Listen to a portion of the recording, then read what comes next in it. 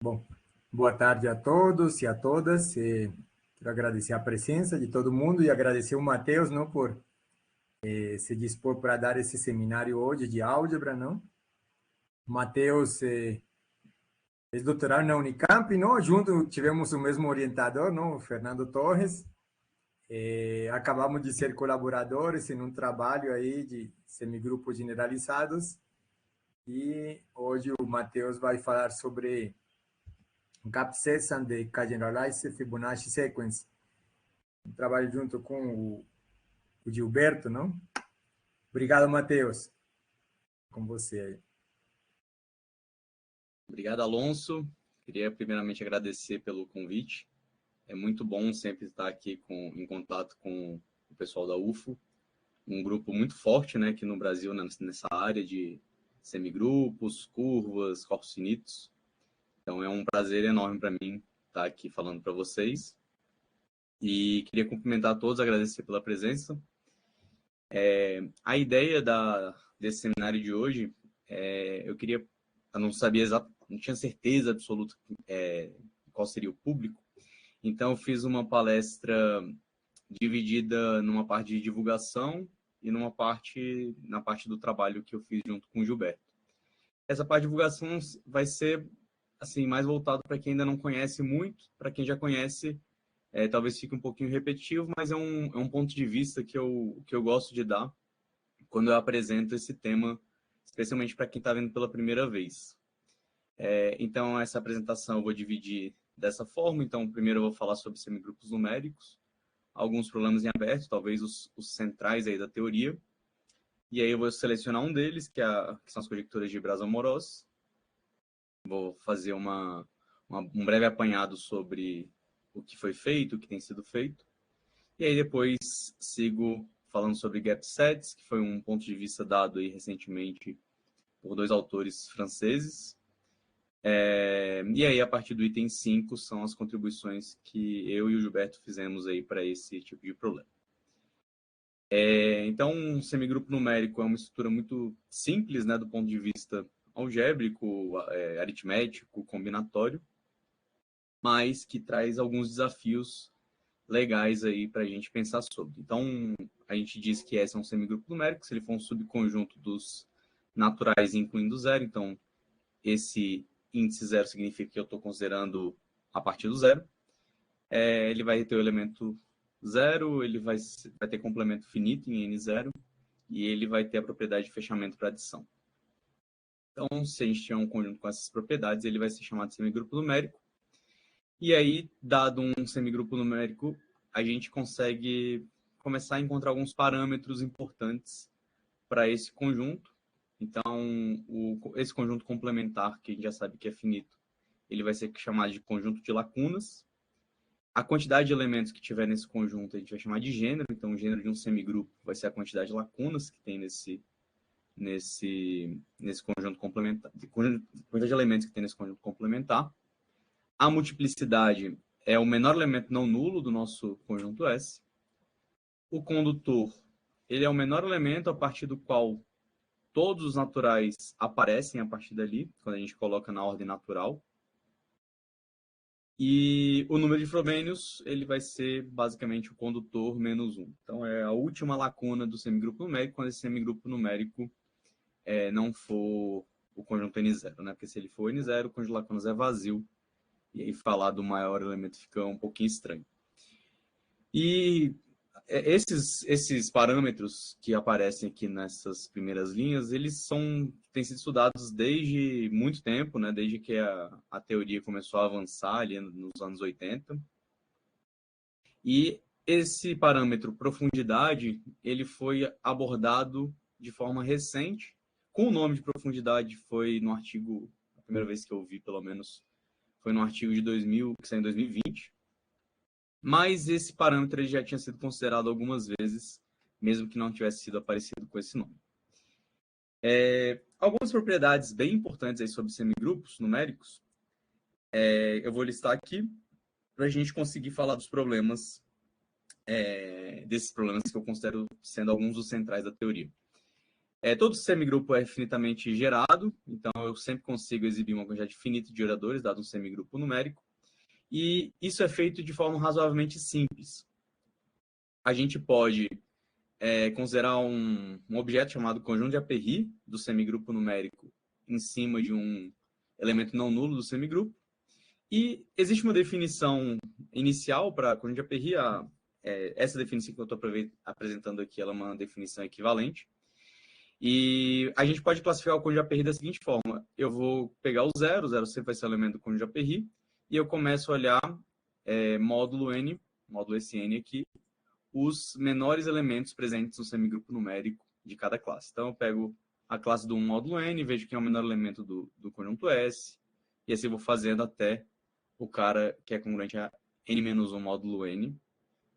E é possível verificar que S vai ser gerado por esses elementos W1 até Wn-1, e você vai lá e acrescenta o N nesse conjunto aqui para conseguir encontrar o conjunto de geradores. Então, esse é um conjunto de geradores.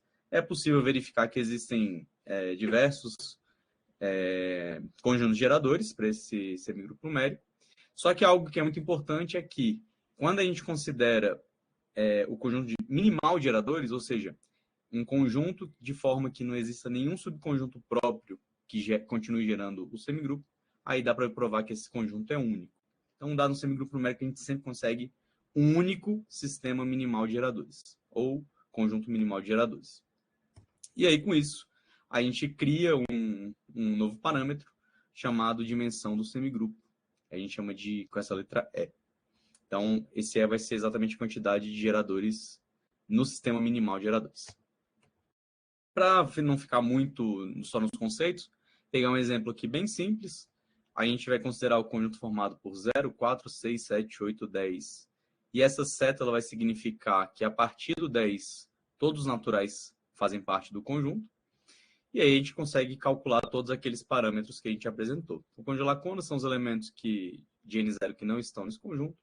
Então, nesse caso aqui, 1, 2, 3, 5 e 9. O gênero é a quantidade de elementos que tem aqui. A multiplicidade é o menor elemento não nulo do conjunto. O número de Frobenius é a maior lacuna, já que o conjunto complementar aqui é não vazio. O condutor é o menor elemento a partir do qual todo mundo fica dentro do conjunto. E o conjunto de Aperry de S em 4, a gente basicamente vai inserir o zero e vai se perguntar quem é o menor elemento congruente a 1 módulo 4 dentro desse conjunto. A gente vê que o 1 está fora, o 5 está fora, o 9 está fora, então o primeiro que fica dentro é o 13. Congruente a 2 módulo 4, a gente tem o 6.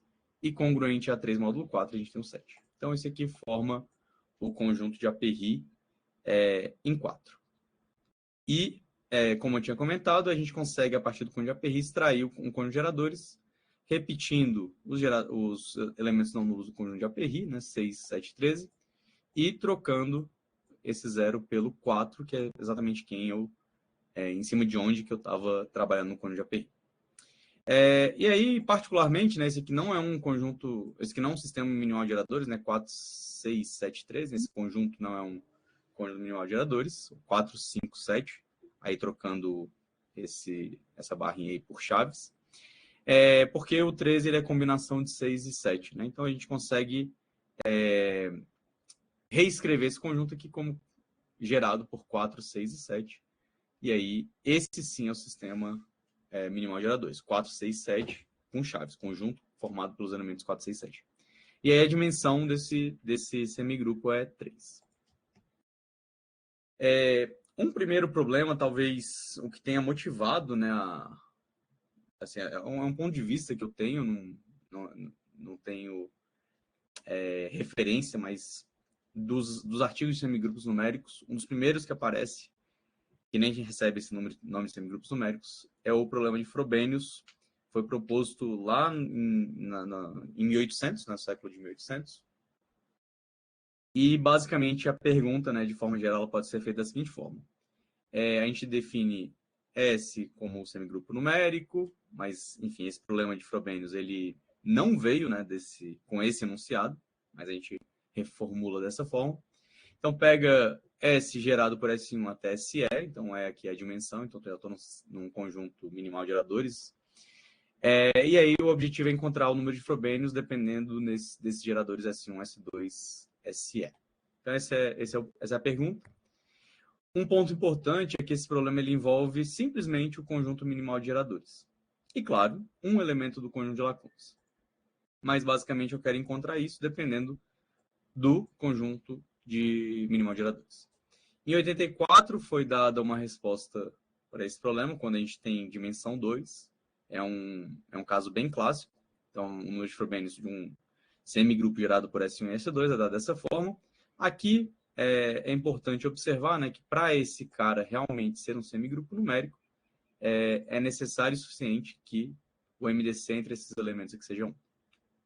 E aí, se a gente tem S1 e S2 primos entre si, o número de frobênios é dado dessa forma, mas a questão continua aberta para a dimensão a partir de 3. É claro que existem alguns trabalhos que fazem os cálculos para número de frobênios para alguns casos especiais, tem vários e vários trabalhos, mas isso continua sendo um problema em aberto. Já existem também alguns trabalhos na direção de, será que existe uma fórmula polinomial em S1, S2, SE e coisas desse tipo? Mas, assim, quando a gente olha de forma geral, né, qual é a fórmula, esse problema está em aberto. Um outro problema aí que a gente tem, né, o pessoal que estudou com o Fernando certamente estudou tópicos relacionados com semigrupos de Weierstrass. Então, não vou colocar a definição precisa aqui, mas existe uma definição geométrica para semigrupos de Weierstrass. E, enfim, baseado nessa definição e alguns resultados, foi perguntado inicialmente se todo semigrupo numérico tinha essa propriedade especial aí que está querendo ser detectada, que é chamada de semigrupo de Weierstrass. Então, foi feita a pergunta, será que todo semigrupo é de Weierstrass? E aí, depois de alguns anos, veio esse exemplo de um semigrupo de gênero 16, esse está explicitado aqui, que não é Weierstrass. Então, o problema 2 que eu coloco aqui é quais são os semigrupos numéricos que são Weierstrass e quais que não são Weierstrass. Então, essa é claro que é uma pergunta extremamente abrangente, né? E aqui eu vou colocar uma contribuição que foi feita na década de 90, que foi o seguinte, basicamente, para verificar que esse semigrupo aqui não é Weierstrass, foi provado o seguinte resultado, que é um resultado completamente aritmético em relação a esse comportamento geométrico que a gente está procurando. A gente tem um semigrupo numérico com conjunto de lacunas sendo G. A gente define Gn como sendo a soma de G com G com G. Então, pego elementos de G somados em N parcelas. Se existir algum N tal que essa cardinalidade supera esse número aqui, que depende de N e de G, em que G, claro, é o gênero do semigrupo, então S não é Weierstrass. Então, essa aqui é uma ferramenta para criar semigrupos numéricos que não são Weierstrass. Por exemplo, esse semigrupo aqui, quando a gente toma N igual a 2, a gente verifica que essa quantidade supera essa, e aí, por causa desse critério, ele não é Weierstrass. E uma contribuição que foi feita aqui nos trabalhos que foram feitos aqui no Brasil foi para semigrupos simétricos. Já eu vou dar uma noção um pouquinho mais legal de semigrupos simétricos em relação ao que tem aqui. Então, a gente fala que o semigrupo é simétrico se o condutor desse semigrupo for 2 vezes o gênero, que seria G de S, né? Mas, enfim, como aqui a gente está chamando de G, aí já substitui direto por G. Na década de 90, o Gilvan, professor lá do Espírito Santo, da UFES, ele provou que se o G é simétrico, ele consegue calcular explicitamente quem é o conjunto Gn, é dado dessa forma. E aí, em particular, é possível calcular a cardinalidade desse conjunto, nesse caso dá exatamente 2n menos 1 vezes G menos 1. Ou seja, essa desigualdade que ela não vai acontecer em nenhum semigrupo simétrico. Então, bom, esse teorema ele não vai poder ser aplicado no caso, né, porque para eu aplicar esse teorema eu precisaria superar. Nesse caso aqui acabou ficando igual. E aí um trabalho na tese de doutorado do Fernando, ele provou algo que eu acho muito bacana, porque ele criou, né, uma ferramenta para que não essa, não um critério de Buchfeld, de forma que ele conseguisse, para cada gênero, um semigrupo simétrico. Lembrando, o semigrupo simétrico ele não pode ser colocado aqui na questão de Buchfeld. E basicamente ele provou que para cada gênero maior ou igual que 100, eu vou ter um semigrupo simétrico que não é Weierstrass. Então, assim, é uma técnica completamente nova, né? Naquela época foi algo bastante inovador. E só assim, um comentário sobre semigrupos simétricos. É possível verificar que para um semigrupo qualquer, dado um elemento de S, se eu pegar o número de Frobenius menos esse elemento, ele vai ser um elemento de fora de S. E um semigrupo simétrico é quando, de certa forma, tem a volta aqui. Então, semigrupo simétrico, como a gente vai ver aqui na próxima figura, a gente tem aqui lacunas associadas a não lacunas, né? Então, eu tenho S, F menos S. Aí tem um outro S, um F menos S. E como vale a volta, então eu vou começar a criar pares, né, de números, de forma que um seja lacuna e outro seja não lacuna. Então, por isso que a gente chama esse semigrupo de simétrico, e a gente consegue verificar que um cara é simétrico se somente se satisfizer essa propriedade. Então, claro, houve muito avanço aí nas perguntas sobre semigrupo de Weierstrass, e eu trouxe para vocês para terem esse conhecimento. Eu não tenho quase nenhuma especialidade nisso. O Alonso, Guilherme, Cícero têm muito mais experiência nisso do que eu. O terceiro problema que eu trago é um problema da década de 70, é a conjectura de Wilf. É um problema que está com bastante atividade, em muitos artigos saindo, inclusive para a conjectura de Wilf generalizada, né, no caso de semigrupos numéricos generalizados. Basicamente, a gente precisa aqui lembrar o que é a dimensão, que é a quantidade de elementos que tem lá no sistema minimal de geradores, o número de Frobenius e o gênero. Então, o problema é o seguinte: será que é verdade que a quantidade minimal de geradores é maior ou igual que essa quantidade envolvendo número de Frobenius e gênero? Esse é um problema que, assim, do ponto de vista técnico, ele parece ser mais difícil, porque eu tenho que trabalhar simultaneamente com sistema de geradores e com conjunto de lacunas.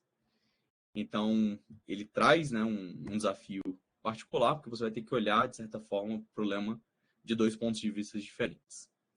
E aí, o que tem sido feito, né, é classificar a conjectura como verdadeira para muitas classes, né? Então, aqui, por exemplo, multiplicidade até 8 já foi provado, gênero até 60, profundidade até 3.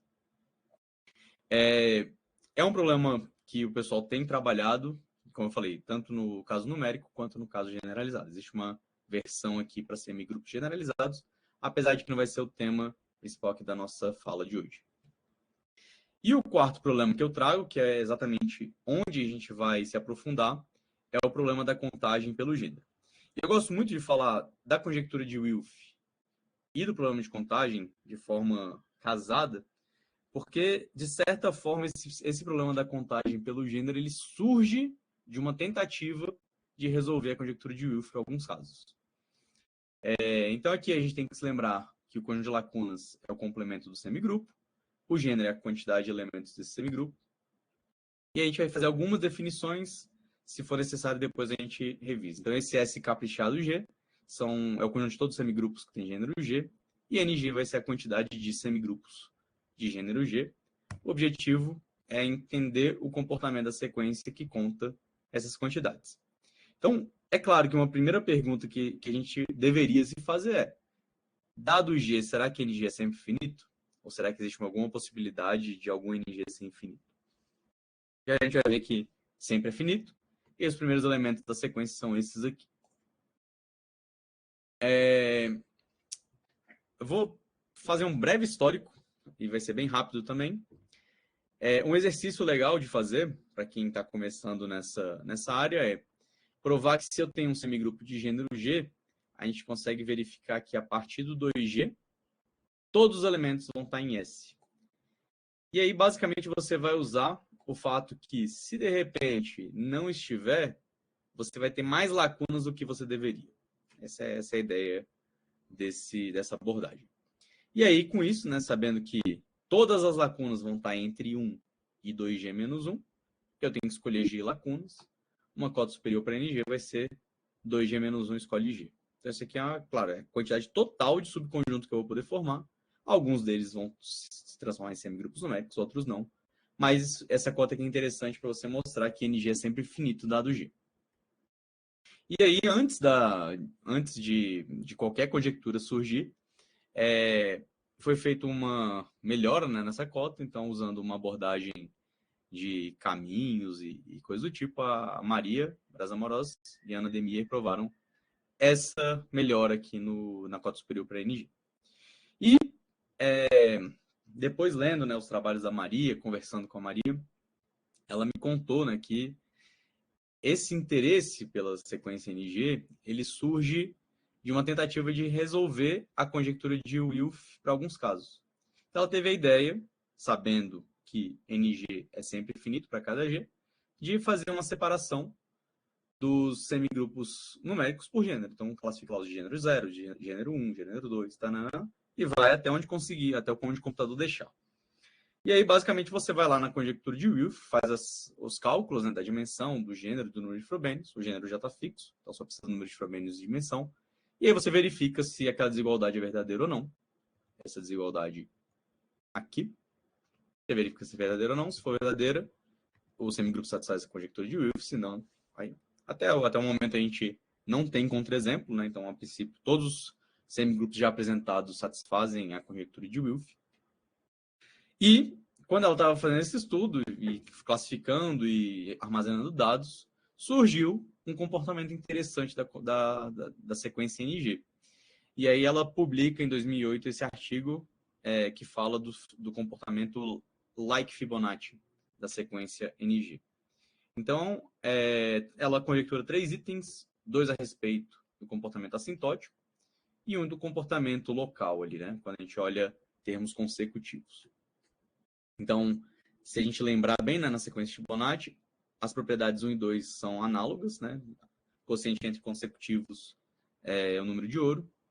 E quando a gente faz essa conta aqui, dá 1, né, sempre, então nem precisaria do limite no caso de Fibonacci. Para a sequência NG, a gente precisa colocar o limite, e ela conjecturou que esse limite é 1.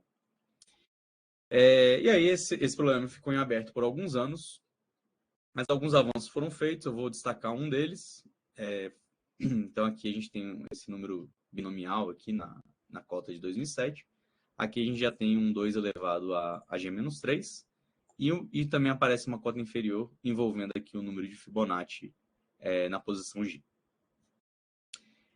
E aí, em 2013, o Alex Zay, ele na época era estudante de graduação, ele se interessou pelo problema, acho que ele era olímpico na época, ou tinha vindo de Olimpíada, alguma coisa assim, e enfim, se interessou pelo problema e conseguiu provar os 2 primeiros itens da conjectura da Maria.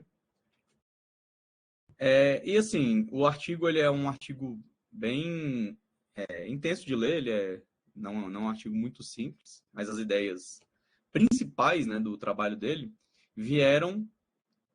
Quer dizer, ele conseguiu provar algo que foi conjecturado em trabalhos anteriores. Então, o pessoal, o Zhao, né, colega dele, conjecturou em 2010 uma propriedade, a qual foi provada por Zay em 2013. Então, é definido N' como sendo o conjunto de semigrupos numéricos de gênero G, de forma que o condutor e a multiplicidade têm essa relação. Mais tarde, né, esse cara aqui essa comparação vai aparecer o papel da profundidade do semigrupo. Mas nesse momento aqui não tinha. E basicamente o que ele conseguiu provar foi que N' sobre φ elevado a G é um número real. E ele provou que, assintoticamente, N' e NG são a mesma coisa, assintoticamente falando. Então, o crescimento, né, de N' é o mesmo crescimento de NG. E é interessante observar que essa propriedade aqui de C ser menor ou igual que 3M, condutor menor ou igual que 3 vezes a multiplicidade, não é algo que, assim... Existem semigrupos, para cada gênero você consegue exibir pelo menos um, de forma que seja falso. Né? Então, de forma geral, N' vai ser menor que NG. Só que aí o que a gente está verificando é que a densidade, né, tá se aproximando de 1. É isso que está acontecendo. E aí, combinando essas duas coisas aqui, a gente tem que NG sobre φ elevado a G vai para μ, e aí essas duas propriedades aqui acabam saindo como consequência. Então, né, da história, a gente tem o seguinte problema em aberto ainda.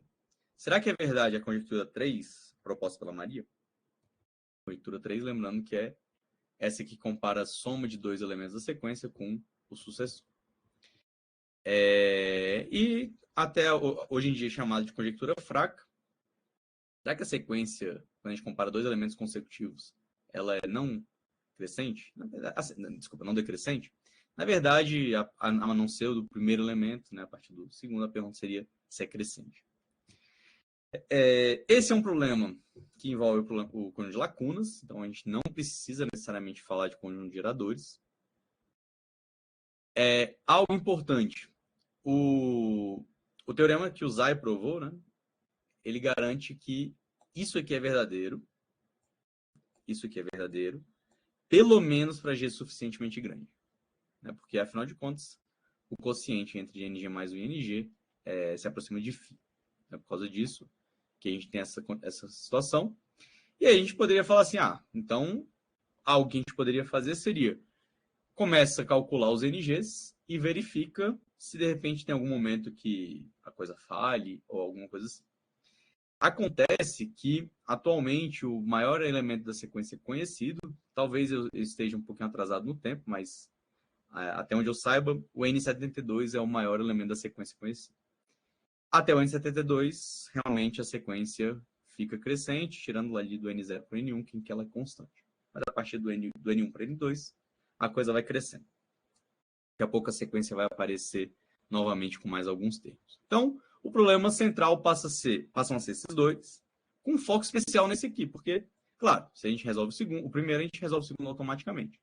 Mas já tem uma dificuldade bem grande de resolver o segundo. Então, a gente pode tentar atacá-lo. O que foi tentado nesses últimos tempos? Trabalhar com gênero fixado e fixar um outro parâmetro do semigrupo. Então, aqui alguns trabalhos que eu relacionei. Esse trabalho do Kaplan, quer dizer, esses 3 primeiros trabalhos, né, publicados em 2012, trabalhando com multiplicidade, com número de Frobenius e com número de ordinarização. Isso aqui, enfim, é um parâmetro do semigrupo. Não vou comentar muito sobre ele, não. E a gente poderia fazer isso com outros invariantes. Então, recentemente, né, em 2022, em outro trabalho com o Gilberto, a gente fixou o gênero e a quantidade, e a maior distância entre duas lacunas consecutivas quando a gente ordena as lacunas na ordem natural. Então, a gente conta por gênero e esse K, e a gente consegue alguns resultados. Inclusive, né, essa foi a última pergunta, né, que o Fernando deixou aí para a gente. Ele falou assim, eu acho que vale a pena investigar quando a gente estuda semigrupos por gênero, e esse K aí, independentemente de que seja esse K. E aí, em 2020, né, saiu um artigo, né, esse trabalho foi apresentado lá no International Meeting on Numerical Semigroups em 2018. O Eliahu, ele apresentou esse trabalho, e ele foi publicado em 2020 numa revista de combinatório, e ele traz assim um novo ponto de vista para esses problemas, especialmente envolvendo conjunto de lacunas. Então ele falou assim, ao invés de a gente olhar para o semigrupo numérico, trabalhar com geradores, vamos olhar para o conjunto de lacunas de forma direta. Então ele definiu eles definiram o que seria um gap set. Então é um conjunto finito, subconjunto de N, com essa propriedade. Se eu escrevo um elemento como soma de outros dois naturais, então um deles tem que estar em G, em gap set. Essa propriedade aqui é exatamente a análoga quando a gente vai na propriedade do fechamento do semigrupo numérico. E aí, basicamente, né, o que é um gap set? Ele é o conjunto de lacunas de algum semigrupo numérico.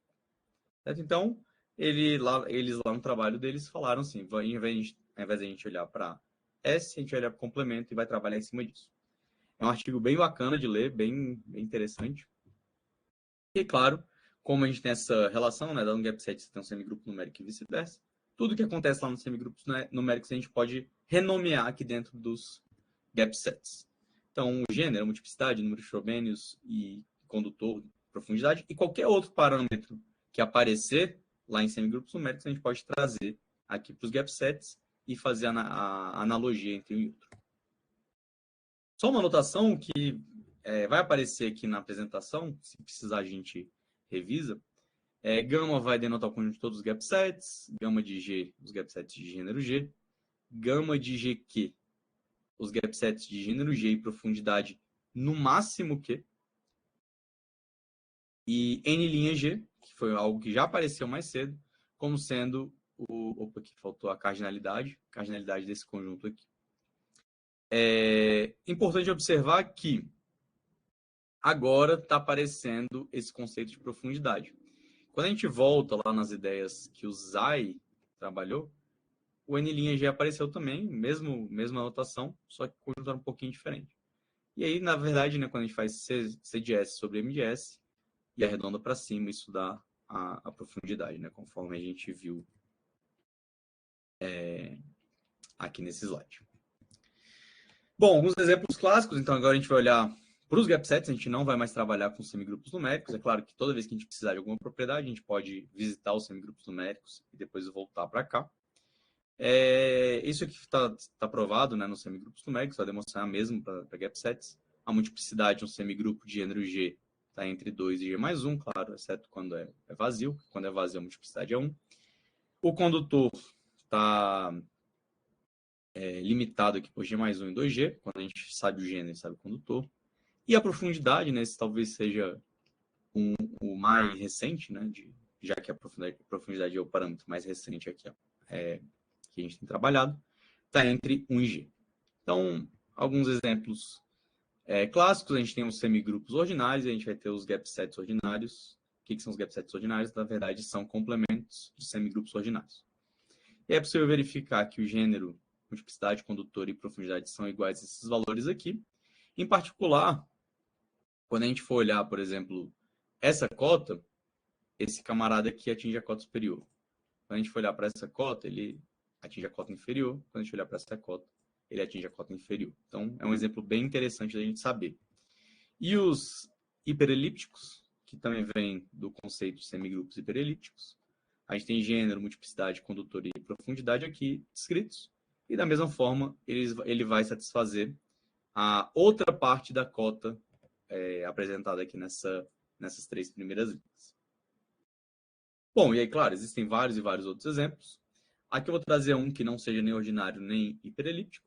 Então, G para mim vai ser o conjunto 1, 2, 3, 5, 9. Lembrando que é importante fazer a verificação se esse cara aqui é um gap set. Aí a gente consegue calcular esses parâmetros, gênero, multiplicidade, condutor e profundidade. E essa seria a representação mais natural. A gente faz a representação na reta numérica, como a gente costuma fazer. Só que essa representação, do ponto de vista técnico, ela não é muito boa. Então, no trabalho do Eliyahu... Parece que não há nenhum acessório do home... Deu algum problema. No trabalho do Eliyahu e do Fromentin, eles trabalharam com esse conceito de partição canônica. Basicamente, o que a gente vai fazer? Não vou dar o conceito formal, acho que não é necessário. Basicamente, a gente vai identificar quem é a multiplicidade do nosso gap set, nesse caso aqui é 4, e a gente vai fazer recortes nos múltiplos de 4. Então, a gente recorta aqui no 4, no 8, no 12, e quando acabarem as lacunas, você não precisa mais fazer recorte nenhum. Então, a gente recorta, cola um embaixo do outro, e a gente vai ter essa estrutura aqui. O que vai ser a partição canônica? Vai ser essa representação aqui de G, como sendo a primeira parte na primeira linha, a segunda parte da segunda linha, a terceira parte da terceira linha. Essa aqui é a partição canônica aí de um gap set. O título da palestra fala sobre gap sets e sobre sequências de Fibonacci generalizadas. Então agora eu vou dar uma pausa nisso. Acho que toda a teoria que a gente precisava, de entender o problema, do que foi fundamental aí do trabalho do Eliyahu, já foi falado aqui. E agora a gente faz uma pausa para falar sobre, de forma separada, as sequências de Fibonacci generalizadas, e já eu vou juntar as duas coisas. Então, a sequência de Fibonacci é muito famosa.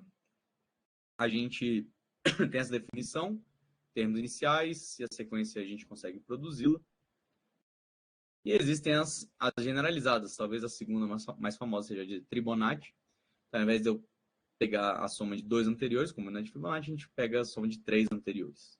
Então, Tn vai ser igual a essa soma dos 3, coloca as condições iniciais e a gente obtém aí os primeiros elementos da sequência de Fibonacci. A gente pode fazer isso para qualquer quantidade que a gente quiser. Aqui a gente colocou soma de 2, aqui a gente colocou soma de 3. dado um K natural maior ou igual que 2, a gente pode fazer a definição da sequência K generalizada, ou sequência de Fibonacci, né? Existem alguns nomes aí na literatura, em que a gente soma os K termos anteriores, né? Então, soma aqui de igual a 1 até K, coloca condições iniciais, aqui, claro, intervalo de inteiros, e aí a gente vai obter a sequência correspondente. Então, tem a tetranat, pentanat e assim por diante. Então, essas são as sequências de Fibonacci. É claro que essas aqui são as formas mais... Desculpa, essa é a forma mais comum da gente definir a sequência de Fibonacci. Tanto de Fibonacci, quanto de Tribonacci, quanto as generalizadas de forma geral. Só que existe uma definição alternativa, que é exatamente o que a gente vai utilizar aqui na nossa abordagem. Então, eu participei de uma banca de doutorado em 2019, então tem bastante tempo. Nessa banca, a estudante era a Alessandra. Ela trabalhou com equações diofantinas envolvendo sequências de Fibonacci generalizadas. E em um dos casos acabou aparecendo, ela precisou utilizar um recurso que era lembrar que sequências de Fibonacci generalizadas podem ser definidas usando cobrimento de tabuleiro. E quando aquilo ali eu já tinha visto na vida, mas quando ela falou daquilo na tese, eu pensei assim, caramba, isso aqui deve ter alguma aplicação em semigrupos numéricos e em gap sets. Por quê? Porque existe um resultado de 2010 do ZAL. Por que eu pensei nisso? Porque existe esse resultado de 2010 do ZAL que fala o seguinte: se eu contar quantos são semigrupos numéricos de gênero G, ou gap sets de gênero G, e profundidade até 2, lá no trabalho dele ele falou assim, olha, ele provou que essa quantidade era dada pelo FG mais 1, e que FG é a sequência de Fibonacci. E esse FG mais 1, ele, claro, ele é o elemento lá da sequência de Fibonacci, como a gente viu mais cedo, só que a gente pode olhar esse número como uma outra coisa. Essa quantidade, né, esse número, ele conta exatamente quantos são os cobrimentos de um G-tabuleiro com partes 1 por 1 e 1 por 2. Já eu falo o que é um G-tabuleiro, mas eu queria fazer essa conexão antes de falar o que era essa parte aí de cobrimento de tabuleiros.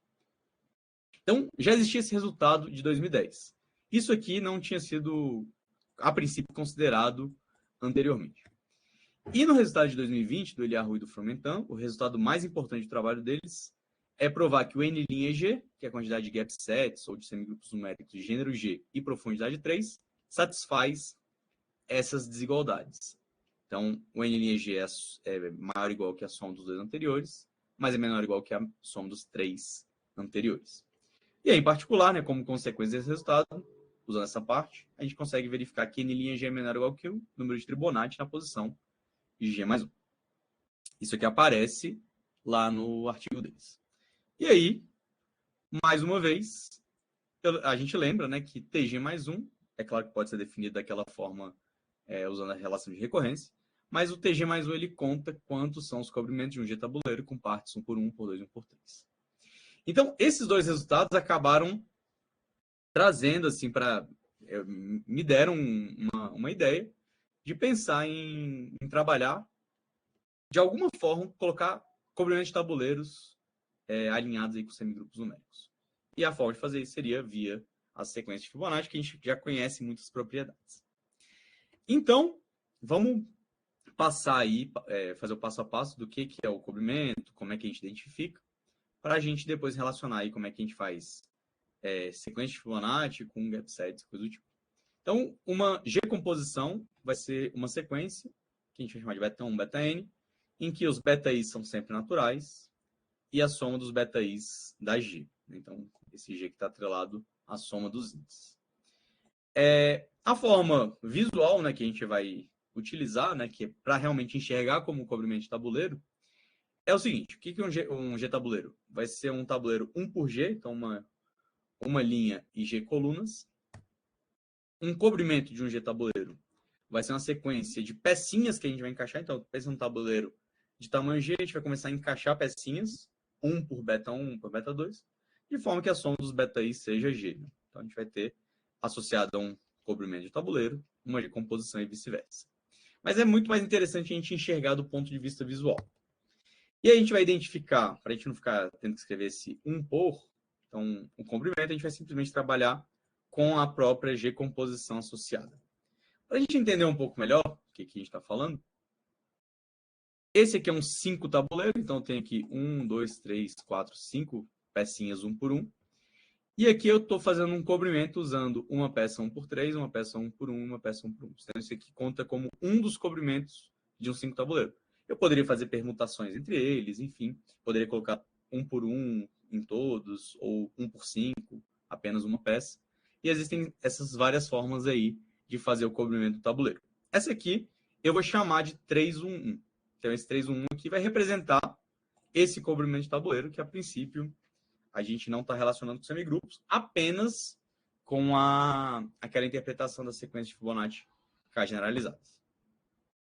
E aí, C de G, né, quando a gente fixar o G, quando a gente fixar o tamanho do nosso tabuleiro, G, eu vou chamar de CG o conjunto de todos os cobrimentos, todos os possíveis cobrimentos, e um elemento de CG vai ser aquela forma de G composição. Então, eu vou pegar uma N-upla, de forma que a soma das coordenadas seja G e que cada coordenada seja um número natural. E um subconjunto daqui, C de GK, vai ser o conjunto de todos os cobrimentos, de forma que o maior pedaço é 1 por K. Então, a gente vai definir dessa forma. Então, é a mesma situação, colocando essa condição extra, que cada beta E é menor ou igual que K. E por que essa identificação com cobrimentos é interessante? Porque as sequências de Fibonacci K generalizada, elas podem ser definidas através dos cobrimentos de tabuleiro.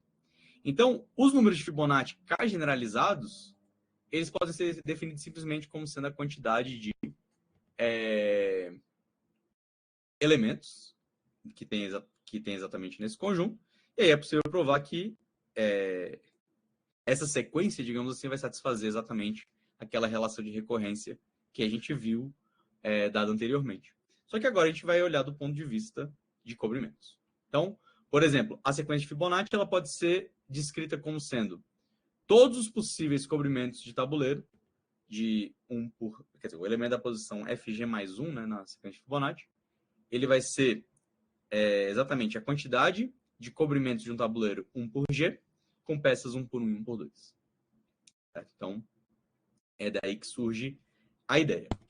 Bom, em particular, né, se a gente for contar quantos elementos tem CG, isso vai ser o número de Fibonacci na posição G mais 1 da sequência generalizada com K igual a G. E aí é possível provar, né, com um pouquinho de conta, que isso aqui é 2 elevado a G menos 1, que os primeiros elementos da sequência de Fibonacci com K generalizada são sempre potências de 2. E aí agora a gente relaciona as duas coisas. Como é que a gente vai relacionar os gap sets com o cobrimento de tabuleiro? Ou, de forma análoga aí, com a sequência de Fibonacci K generalizada. Então, dado o gap set, a gente escreve a partição canônica do gap set. Então, isso a gente já sabia como fazer. E agora, o que a gente vai fazer é olhar os caras que estão na mesma classe de congruência, módulo, multiplicidade, juntar na classe do 2 e na classe do 3. Esse cara vai gerar uma pecinha de tamanho 1 por 3, porque são 3 elementos. Esse aqui, uma pecinha de tamanho 1, e esse aqui é uma pecinha de tamanho 1. E, de forma geral, se você pegar um gap set, você calcula a partição canônica dele e você vai conseguir encontrar esse cobrimento de tabuleiro associado. Então, essa é a principal ideia da abordagem. Então, você pega o gap set, pega a partição canônica e faz essa transformação. Bom, e aí começam a surgir algumas questões. Então, a gente precisa agora colocar na teoria para a gente falar a mesma língua que as pessoas estão falando nos artigos por aí. Seja G é um gap set de multiplicidade M, a gente pode definir o conjunto de Aperry do gap set, vai ser simplesmente o conjunto de Aperry desse semigrupo numérico, né, N0 tirando G. E toda vez que eu não falar em cima de quem que eu estou trabalhando, eu vou assumir que eu estou escolhendo o elemento do semigrupo sendo a multiplicidade. Então, daqui em diante, eu sempre vou considerar o conjunto de Aperry como sendo o conjunto de Aperry em cima da multiplicidade. Dessa forma, o conjunto de Aperry ele é escrito com esses elementos, em que o WI vai poder ser escrito dessa forma, e aí surgem as coordenadas de Kunz do gap set ou do semigrupo numérico, que é simplesmente fazer a divisão, né, de WI menos I sobre M, e aí você obtém essa M menos 1 ou 1.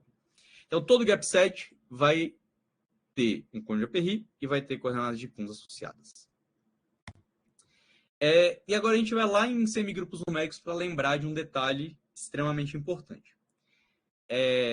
Há um artigo de 2004, ou 2002 talvez, do Pedro Garcia Sanches e do Rosales, em que eles provam que se eu tenho um semigrupo numérico de multiplicidade de M, e eu pego as coordenadas de Kunz desse semigrupo numérico, então essa M menos uma upla, ela tem que satisfazer esse sistema de inequações. E aí, claro, se eu tenho essa propriedade para semigrupo numérico, eu posso fazer essa propriedade para gap sets. Então, um gap set, eu calculo as coordenadas de Kunz, e vai ser gap set se somente se satisfizer essas propriedades aqui. Só para não ficar muito vago, né? Acho que nem todo mundo já tenha visto esse sistema antes. Eu vou colocar o caso de multiplicidade 3, que a gente consegue visualizar bem o que acontece. Então, a gente fixa G um gap set, multiplicidade 3, calculo o cônjuge Aperry. E aí, o cônjuge Aperry tem aquela propriedade desse cara ser o minimal na classe do 1, esse aqui é o minimal da classe do 2. E aí, pela minimalidade, a gente tem essas duas propriedades. E aí, faz um pouquinho de conta, a gente chega nesse sistema de desigualdades. E aí, a gente tem que gap set e multiplicidade 3 estão relacionados aí com uma região do plano. Então, para satisfazer esse sistema de inequações, a gente precisa estar dentro da região aqui, entre as retas azul e vermelho. Então, todos os pontos inteiros aqui estão associados a gap sets. Alonso, você acha que até que horas, mais ou menos, eu posso falar? Oi, não sei, acho que pode ter, sei lá, uns Uns 10 minutinhos? 10 minutos por aí, isso mesmo. Tá bom, Não, beleza. tá muito bom, não? Tá bom, beleza.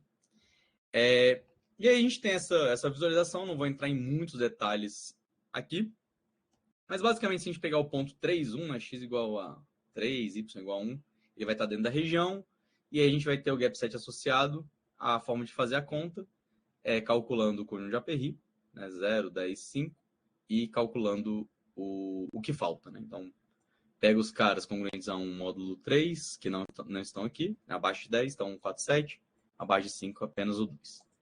E ocorre que 1, 3, ele não satisfaz o sistema, aquele sistema de inequações que a gente viu, porque ele vai ficar fora da região. E aí, mesmo assim, eu consigo calcular um análogo do cônjuge de Aperry, né, fazendo da mesma forma, e eu vou ter um conjunto análogo ao conjunto gap set, que a gente vai chamar de outro nome, que vai ter uma propriedade de eu conseguir pegar um elemento e escrever como soma de outros dois, de forma que nenhum dos outros dois esteja no conjunto. Então, a gente faz com que esse cara aqui não seja um gap set. E aí, conjuntos que vêm de M-1 uplas, a gente vai chamar de M extensões. Aqui está o conceito de M extensão. Então, uma M extensão é um conjunto que eu posso escrever de forma muito parecida com aquela partição canônica que a gente tinha falado dos gap sets, só que a gente não vai pedir aquela propriedade de fechamento. A única coisa que a gente vai pedir é que esse conjunto seja contido nesse. Então, eu consigo, de certa forma, encaixando uma coisa na outra. É possível verificar que todo gap set é uma M extensão, mas o contrário não é verdadeiro. A gente já tinha visto um exemplo, aqui está um segundo exemplo. E a gente pode copiar o que está feito em gap sets, que já tinha sido feito em semigrupos numéricos aqui para M extensões. Então, tem gênero, condutor, profundidade de uma M extensão. E aqui a gente deu um nome um pouquinho diferente, né, que foi o pseudo-conjunto de Aperry, pseudo-coordenadas de Kunz, para diferenciar quando é ou não é gap set. Bom, com essa abordagem, a gente fixa uma M extensão, eu tenho as coordenadas de Kunz descritas aqui, e eu consigo, a partir das coordenadas de Kunz, calcular o gênero, calcular a profundidade. O gênero é simplesmente a soma dos elementos, a profundidade é simplesmente o maior elemento que aparece nessa lista. E, para M extensões, eu continuo com desigualdades envolvendo aí os invariantes, a do condutor que muda um pouquinho. E aqui está o segredo para a gente relacionar gap sets com comprimento de tabuleiros. Então, a gente vai criar a aplicação que vai sair do conjunto agora de todas as M extensões de gênero G. Então, M está variando aqui de forma livre, e G está fixo. Eu crio a aplicação sigma, que pega uma M extensão e calcula as pseudo-coordenadas de Kunz. Basicamente fazendo exatamente o mesmo processo que a gente vinha fazendo antes. Claro, se eu tiver num gap set, eu posso fazer isso, eu vou chegar em coordenadas de Kunz, mas se de repente o cara não for um gap set, eu posso calcular as pseudo-coordenadas de Kunz de forma análoga. E aí, com essa identificação, isso aqui é para eu provar que isso aqui é uma objeção, então eu consigo fazer identificação de gap set, de M-extensões com cobrimentos e vice-versa. Então, cada cobrimento tem uma M-extensão e vice-versa. Em particular, o gênero da M-extensão, a profundidade da M-extensão, vão estar relacionados ali com os tabuleiros. O gênero é o tamanho do tabuleiro e a profundidade é a maior parte, né? Exatamente pelo que a gente conseguiu provar mais cedo. Aqui tem uma figura bem ilustrativa. Aqui estão todas as M-extensões de gênero 4, a quantidade vai ser 2 elevado a 4 menos 1, vai ficar 8. Então, aqui estão todos os conjuntos e aqui estão os cobrimentos de tabuleiros associados. E como é que a gente faz essa construção? Pelas pseudo-coordenadas de Kunz. Na prática, o que a gente pode fazer é quebrar o nosso conjunto, o CG4, nas classes de congruência. Então, eu pego 1, 2, 3, 7. Nas classes de congruência, classe do 1, classe do 2, classe do 3. Conto quantas são. Aqui tem 1, aqui tem 1, aqui tem 2. Então, vai ser 1, 1, 2. E aí vai fazendo toda essa variação. Por exemplo, o número de Fibonacci de ordem 5, né? 4 mais 1 vai ser 5. E exatamente a quantidade de cobrimento de tabuleiro com peças 1 por 1 e 1 por 2. E aí, em particular, a gente consegue dar uma fórmula explícita para quantos são os cobrimentos, quantas são as M-extensões de gênero G, 2 elevado a G menos 1. Isso é basicamente pela objeção que foi encontrada anteriormente, porque a quantidade de elementos que tem aqui é exatamente a quantidade de elementos que tem aqui, e a quantidade de elementos de CG a gente já sabe que é o número de Fibonacci G generalizado na posição G mais 1. Como a gente sabe a fórmula exata, a gente pode colocar a versão da conjectura da Maria aqui para M-extensões, né? Só uma observação. E eu vou finalizar a palestra com algumas aplicações, eu não vou entrar em detalhes de como foi feito, mas com essa abordagem, né, do cobrimento de tabuleiro, a gente consegue recuperar o resultado do ZAL usando uma prova diferente. Então, basicamente, a gente vai olhar para aquele mapa e restringir ele ao conjunto dos gap sets de gênero G e profundidade até 2. É possível provar que tem uma objeção entre esse conjunto e o dos cobrimentos de tabuleiro. De forma geral, a aplicação sigma ela é sempre injetiva. Para esse caso particular, ela é objetiva, porque toda M-extensão de profundidade até 2 automaticamente vai ser um gap set. De forma geral, eu consigo limitar a quantidade de gap sets de gênero G e uma profundidade específica, né? A gente coloca profundidade até K.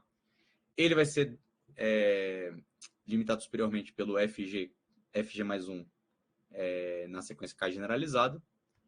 A demonstração é simplesmente porque a aplicação sigma ela é injetiva. Em particular, a gente recupera aquele resultado que saiu como consequência do teorema do Eliahu e do Fromentin, em que em linha G era menor ou igual que o número de Fibonacci de ordem G mais 1. E de forma geral, né, a gente consegue uma cota superior para o NG.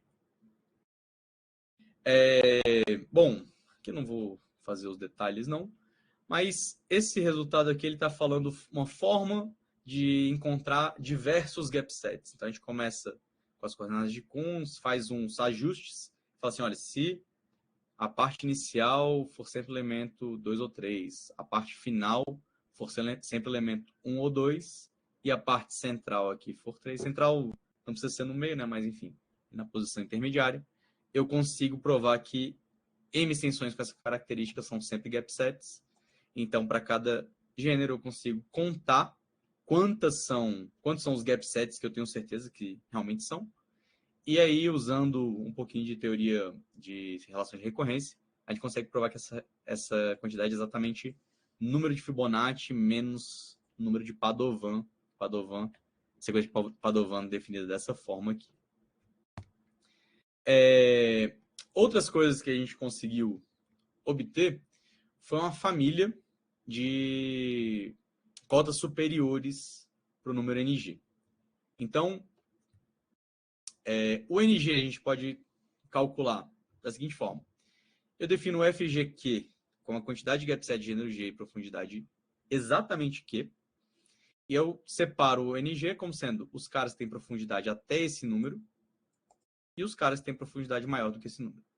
E aí eu posso fazer essa quebra. Por exemplo, se eu escolho... E isso pode ser feito para qualquer M positivo que eu quiser. Para M igual a 1, aqui eu vou ficar com G, né? Aqui eu vou ficar com G. Essa parte aqui vai ser 0, né? Não vai ter nenhum elemento. Então, eu consigo obter esse resultado. Eu posso fazer isso de forma geral, fazendo um pouquinho de conta. A gente consegue garantir o seguinte. Essa parte está limitada pelo número de Fibonacci K generalizado em que cai essa quantidade aqui. Lembrando ali dos cobrimentos de tabuleiro. E essa parte aqui a gente consegue contar, porque, de certa forma, gap sets de profundidade grande vão precisar ter multiplicidade pequena.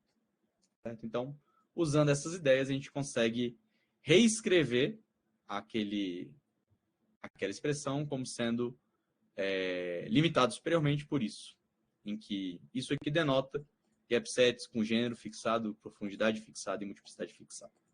Observe que aqui eu estou trabalhando com multiplicidades, entre aspas, pequenas. Eu posso escolher o M que eu quiser e fazer esse cálculo. Quando a gente faz alguns exemplos, multiplicidade 2, a gente chega nesse limitante, multiplicidade 3, multiplicidade 4. Com um pouco de conta, a gente consegue explicitar exatamente ali no 4. E as cotas superiores que a gente obteve para o NG usando essas cotas apresentadas são essas. Então, a gente vê que à medida que a gente vai aumentando o M, a gente vai diminuindo a cota. Isso é natural de acontecer. O que acontece é que fazer os cálculos dessas quantidades aqui acaba ficando um pouquinho difícil. Quando a gente vai aumentando muito a multiplicidade, aqui a gente fez até a multiplicidade 4, mas quando a gente aumenta muito, acaba que a conta fica um pouco complicada de fazer. E aí, a gente, enfim, como a gente vê aqui até a multiplicidade 4, a gente queria entender um pouquinho melhor, a gente pesquisou, né, tentou entender como é que era o comportamento dessa sequência, e a gente conseguiu fórmulas fechadas para essas quantidades. E aqui é basicamente ficar fazendo contagem de pontos inteiros em alguma região do Rn. Então, é basicamente isso. Aqui é em R, aqui no caso de multiplicidade 4, aqui a gente tem que olhar a quantidade de pontos em uma determinada região do R2. E aí, enfim, fazer vários casos. E a gente conseguiu fechar. Para a multiplicidade 5, talvez desse para fazer, só que aqui o ingrediente que aparece é que a gente vai ter que contar pontos inteiros em R3. E aí, enfim, eu não conheço muitas técnicas, o Gilberto também não conhecia, então se alguém conhecer, quiser pensar sobre, acho que vale a pena. Aqui, enfim, são alguns valores do FGQ4, né, usando exatamente essa fórmula, que essa fórmula ficou bem estranha de ver, mas, enfim, é possível calcular aqui os valores. A gente fez um compilado de todos os resultados, de forma que a gente conseguisse, né, dar uma parte final aqui, na parte final do nosso trabalho. A gente apresentou uma tabela em que a gente faz uma quebra, né, e seria já uma proposta de próximo trabalho, de tentar entender o que acontece quando a gente fixa G e a profundidade, né, já foi feito com vários outros invariantes, por que não fazer com a profundidade? Então, quando a gente fixa o gênero e a profundidade, a gente tem, por exemplo, aqui 23, indica a quantidade de gap sets ou semigrupos numéricos de gênero G, e profundidade exatamente 3. Então, esse número aqui é quando a profundidade é exata. Lembrando que N' é a soma dos primeiros, né? Então a gente tem aqui a sequência do N', aqui a gente tem a sequência do NG, que é muito conhecida. E esses números que aparecem em negrito foram contemplados pelo teorema final que a gente acabou conseguindo.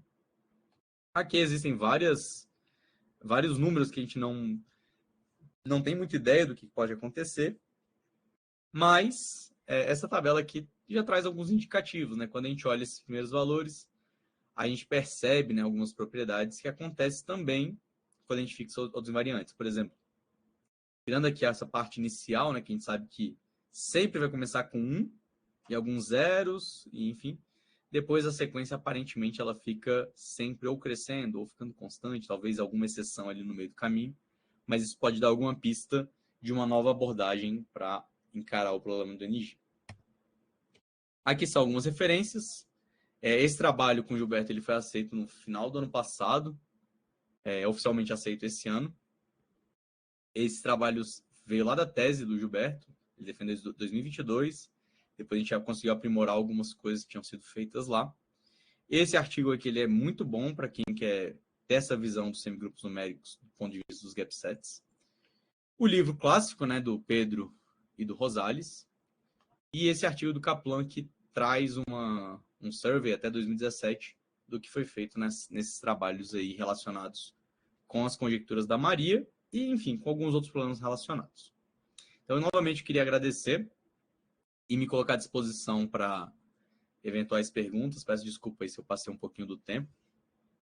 E obrigado, Alonso, pelo convite, os colegas pela presença. Fico à disposição aqui para tirar qualquer dúvida que surgir. Valeu, Matheus, muito obrigado.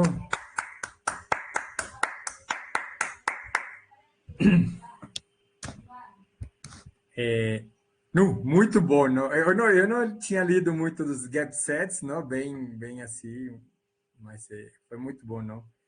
Ver isso aí um pouco você colocando, não? Queria ver se alguém tiver alguma pergunta, alguma dúvida que quiser fazer para o Matheus.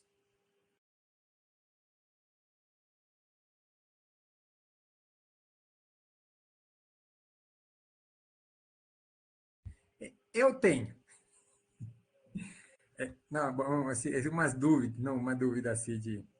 Bom, uma primeira, não é? Esses gap sets, você imaginaria o que seria o análogo para os generalizados? Boa, Alonso. Acho que esse é um ponto que vale a pena pensar. Assim, basicamente é o conjunto de lacunas mesmo. Só que, por não ter, né, uma ordem bonitinha lá, nos generalizados, acho que a gente teria que ter alguma forma esperta ali de olhar para esse conjunto de lacunas para ver se dá para abordar algum dos problemas, né? Uhum. Tanto do ponto de vista ali do corner, quando fixo corner, quando, enfim, fixo gênero. Aí eu acho que ele poderia desempenhar algum papel, sim. Legal. Não, que eu sei que assim, o Eliahu, não, eu lembro de ter estudado um artigo dele, não sei se foi esse mesmo de Fromentin, não, desses gap sets, mas ele introduziu isso e ele deu um avanço grande em direção à conjectura de Guilf, não? Sim, foi. Para demonstração usando isso, né? Que chegou esse meio que um pouco simples, não é? Sim, Uma a ideia boa. compreensão dele é fenomenal mesmo. Ele, né, nesse artigo ele prova, né, que todo semigrupo numérico de profundidade até 3 satisfaz a conjectura de Wilf. Não, É muito fera, assim, que assim, no fundo, né, ele está falando assim, olha, pelo menos a maioria dos semigrupos numéricos satisfaz a conjectura de Wilf. Ou uhum. se tiver algum que não satisfaz, eles vão ser muito raros mesmo. Então, realmente é um trabalho bem legal. Ele usa algumas coisas de álgebra comutativa para provar esse resultado. Esse artigo é bem legal, bem observado, Alonso. Legal, muito bom. Não, e agora em relação ao que vocês fizeram aí com o Gilberto, não é? Que vocês começaram a dar assim umas cotas, uns valores aí para calcular o NG, não? Mas o NG de outra forma, não? E como você disse, não, contar esses conjuntos um pouco mais complicado, não? Mas NG até gênero 10, não? Mas para valores grandes, assim, tipo, com essas fórmulas, porque você disse, não, quando calculou até Q igual a 4, acho que foi, não? Já ficava muito complicado, não? Porque a pergunta é assim, não deu para ver um pouco para uns valores que ainda não se conhecessem do NG? Essa pergunta é legal, Alonso. Porque, assim, quando a gente olha o resultado propriamente dito, bom, basicamente você tem que fixar um M, né? Sim. A gente acabou olhando até M igual a 4, mas a vantagem, digamos assim, de usar essa fórmula para M igual a 4, é que esses caras aqui, eles são relativamente simples de calcular. Esses caras, agora a gente tem a fórmula, né, para calcular aquela parte do final, esse cara a gente também tem a fórmula. Então, assim, no fundo, a gente consegue uma cota independentemente do gênero. Mas essas do meio dependem do gênero, não? Isso. Mas tem a fórmula. Isso, porque o NG a gente, por exemplo, N90, a gente não sabe, não tem ideia. Isso. Mas aí nesse lado direito a gente consegue calcular, né? Uma cota superior aí, não é? Isso. Por exemplo, a cota da Maria, né, que ela tinha feito em 2009, ela traz uma coisa 2 elevado a algum número, né? Sim, 3 vezes 2. Isso. Então, à medida que o M vai aumentando lá naquela nossa cota, ela vai se tornando melhor do que essa apresentada. Tá. Mas, assim, é importante observar que essa melhora, ela não é assim, acidioticamente, acho que fica, inclusive, o mesmo comportamento. Até um dos revisores fez esse questionamento, né? Sobre quão melhor vai ser. Isso, não, que esse é o interesse, não? Tipo, que bom que encontrou outro limitante aí de outra forma, não? Isso. E quanto melhora, tipo, os que já existem, não? Das que existem. Assim, à medida que o M aumenta, a gente vai conseguir melhorar e melhorando, né? Sim. Só que, por outro lado, a gente vai ter que calcular coisas que não são muito simples, né, de estimar. Aqui, 4 e 3 está tudo resolvido. Mas se a gente fosse para M igual a 5, eu ia eventualmente ter que calcular o F, G, Q, 5. E calcular isso vai dar um trabalho muito monstruoso. O que dá para fazer, Alonso, assim, a gente fez lá no trabalho também, é o que vem aqui nessa parte que eu coloquei no fim, acabei não comentando muito, mas que era possível provar que o NG era limitado por isso. Então, existem resultados que falam assim, olha, essa quantidade, né, quando a gente faz esse somatório, isso aqui vai estar limitado por uma coisa que é praticamente um polinômio, né? Isso aqui é praticamente um polinômio. Isso aqui vai ser praticamente um polinômio e a gente tem controle no grau.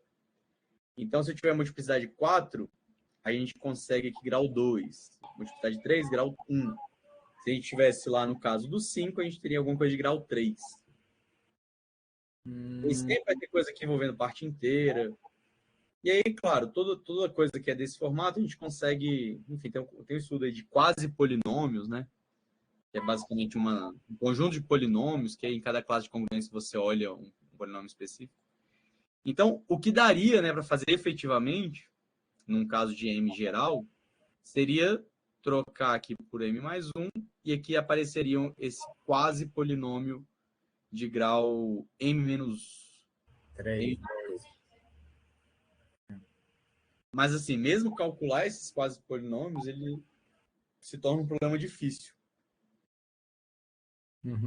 Não imagino. Não, muito bom. Legal, não? Muito bom esse. Gostei desse trabalho aí. Você assim, chegar a essas cotas, não é algo, como você disse, algo que tem interessado você bastante. Não? Muito bom, Matheus. Valeu, obrigado. Alguém mais tem alguma pergunta, algum comentário? Então vamos agradecer mais uma vez aí o Matheus. Valeu. Obrigado, pessoal. Obrigado pelo convite, Alonso. Valeu, muito bom. Não? Vocês têm se reunido toda sexta ou a cada... A cada 15 dias a gente se reúne aqui. Legal.